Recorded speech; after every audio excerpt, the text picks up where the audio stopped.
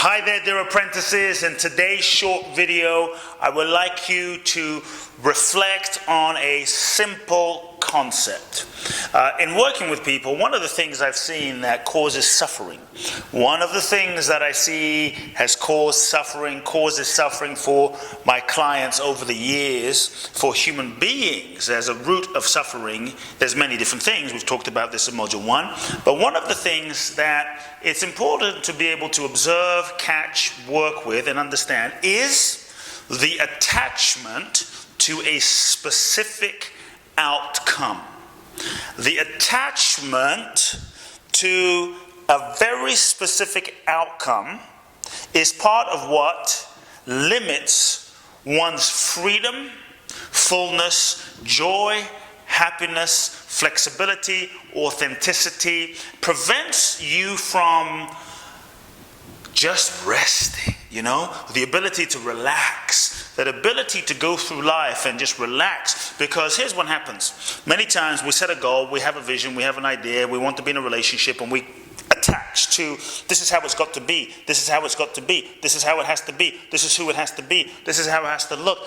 And we hold so tightly to a specific vision, specific outcome based on our conditioning, based on our fears, based on our programming. We've talked about conditioning. And the more tightly we hold on to this specific outcome, the less free we become, the more anxious, the more stressed, the more upset, the more fearful we become of that outcome not happening. Many times, underlying your client's fear, anxiety, stress, nervousness, underlying that is attachment to an exact, specific outcome that is being held onto very tightly. Sometimes there's not some deeper issue from childhood. It's just they're freaking holding on to a certain outcome so much, afraid of it not happening so much that they've contracted and lost their own peaceful relaxation. Key to freedom in life is when you recognize for yourself what you're holding on to. Recognize for yourself how tightly you're holding on, and you're able to be aware and release and let go. Then you start opening to all possibilities. Then you start opening to not just this one person, this one thing, this one way, this only thing, but to all the possibilities that life may be able to unfold in and through your life. When you don't have to have that outcome the way it is, then, because the ego thinks it has to be that way. The ego is limited. It can't see the whole picture.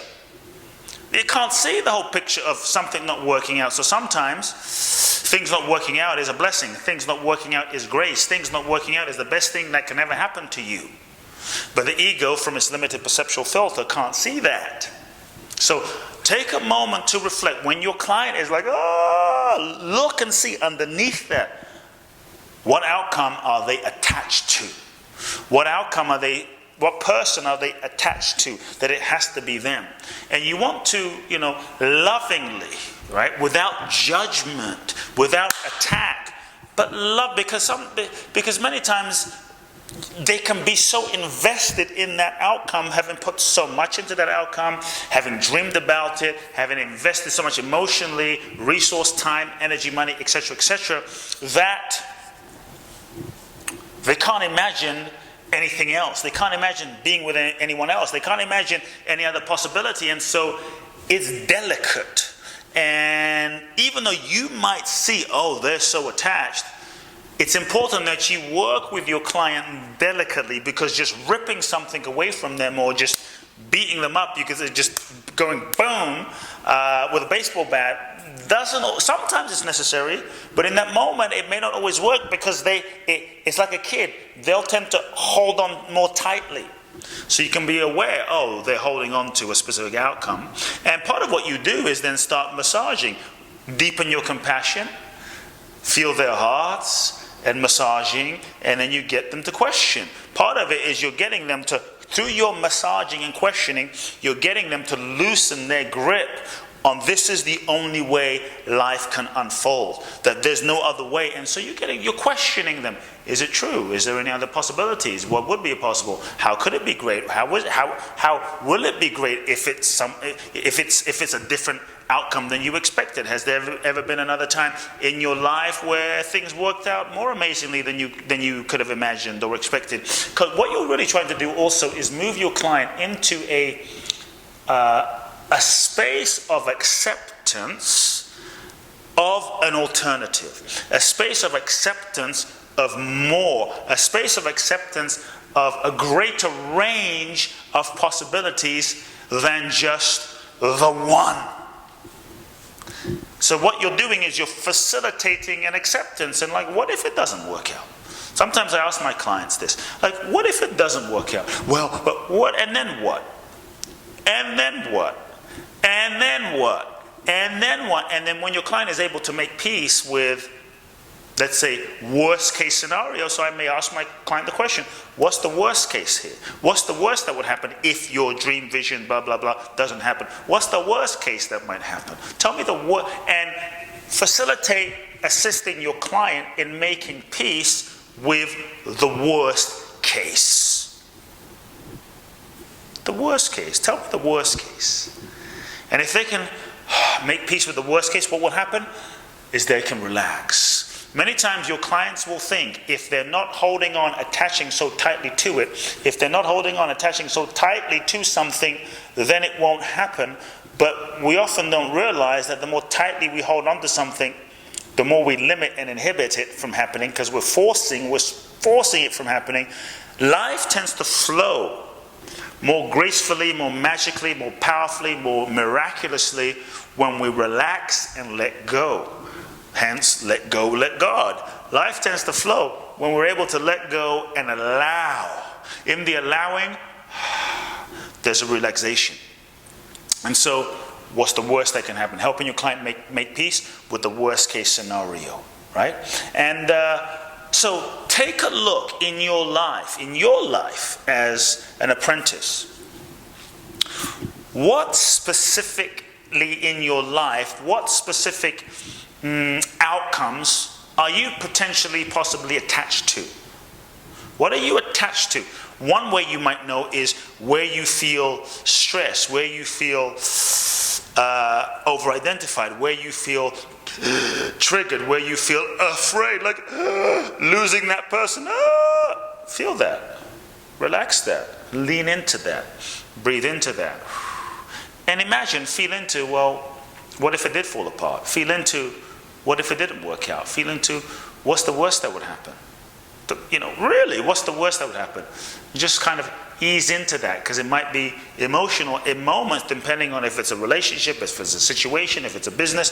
Feel into it. What is the worst? Then bring yourself, the more you can bring yourself into a radical acceptance, basically radical acceptance of what is and what isn't, which is, look, the ultimate goal. Part of the session, you as a facilitator, is to assist your client in moving from resistance to radical acceptance. So there's steps. They often won't go to radical acceptance overnight. But the more you loosen your own sense of internal ego identification, the more,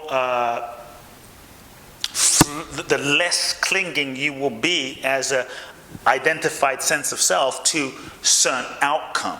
The more open you'll be, like water, to flow and allow the stream of life to flow as, through, and in your life. Same goes to attachment to an outcome in the session.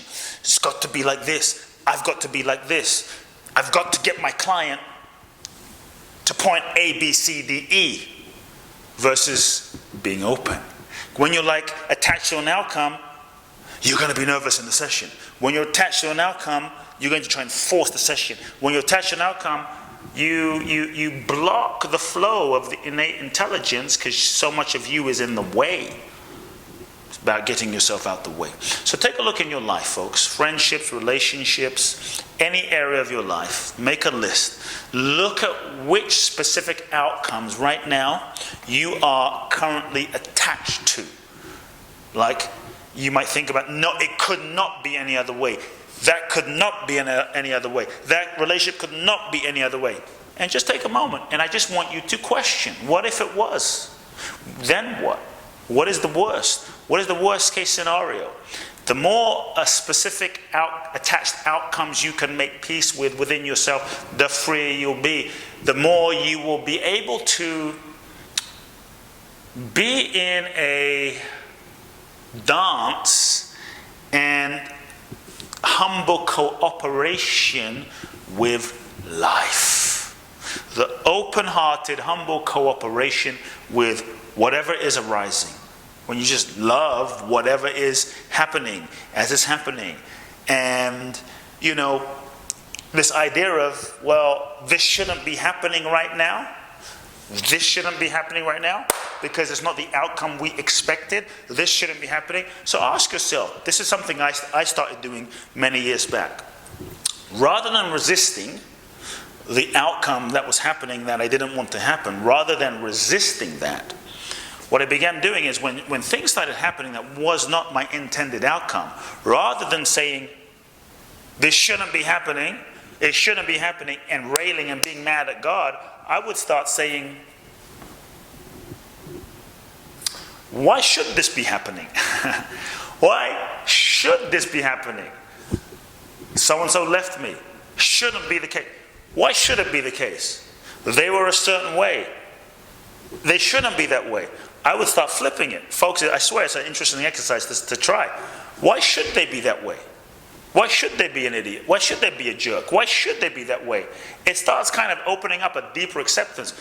Well, because by them being that way, it's making me go deeper. It's making me heal. It's making me look at aspects of myself. It's making me face parts of myself. It's making me deal with my fear. It's making me love myself even more. Why should they break up with me? Why should they, right? And not that it's really the fact. It's a tool to look at the flip side, to move yourself into a deeper, complete, radical acceptance. Radical acceptance takes steps. So each step of the way where you hit a limit of not being an acceptance based on a reaction, it's okay. Here's the key. It's okay. Don't judge the resistance. Accept that you've hit a wall within yourself of, should be somewhere else. But that is showing you where there is a possibility for more freedom within yourself as you let go. So, shit's falling apart. Why should it be falling apart? Like, why should it be? Like, why should it be? Wow, because it's, right? Why should things not be going according to plan? And so, I know it's theory, but it's a very interesting exercise when you really take it on and when you want to be free more than you want what you want, when you want to be free more than you want the outcome that you're attached to, but you want the outcome that is there. And when you want the outcome that is there, then you can work with what's there to learn the lesson and move on.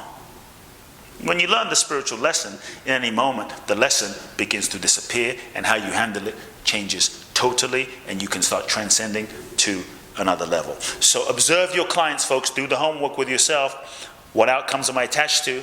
Where, when, how? And flip it around and move yourself into a deeper level of acceptance and ask, what if? What if it didn't happen? Make peace with the worst case scenario on each of those outcomes, and then ask, why should it be? If there's anything also in your life that you're still resisting, ask why should it be that way? Why should they be that way? Why, I'm not feeling good, I'm not well, so-and-so left me. Why should it be that way? It's happening. It is happening.